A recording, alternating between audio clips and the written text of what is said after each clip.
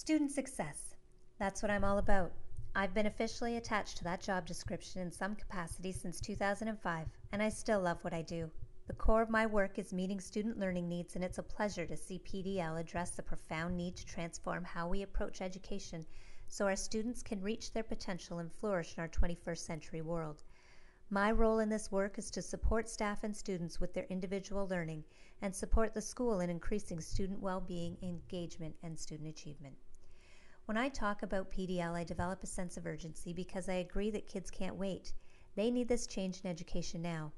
As educators, we want to activate student learning, we want to support students to be innovative and creative problem solvers, and we want them to be global citizens. But how do we do this in a math class in high school? This was the question we started with and still ask ourselves.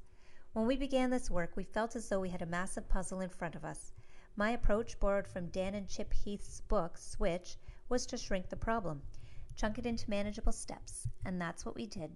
From there, we began to shape our pathway.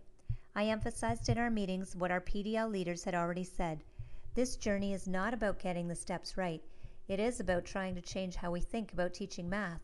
It was okay to begin fumbling early on so we could learn how to be great later. This norm of reserving judgment built trust, and the collaboration among us grew stronger. The teachers on this team had a willingness to learn which, with the trust in our team, deepened our collaboration, and the teachers were in each other's classrooms, they co-created assignments, they encouraged and supported each other, and we were all critical friends to one another. Measuring how our thinking about teaching has changed is difficult. It's asking us to measure the unmeasurable. But our next steps are to continue our shift in attitudes about how our students can learn and to deepen our understanding about assessing rich tasks in a meaningful way.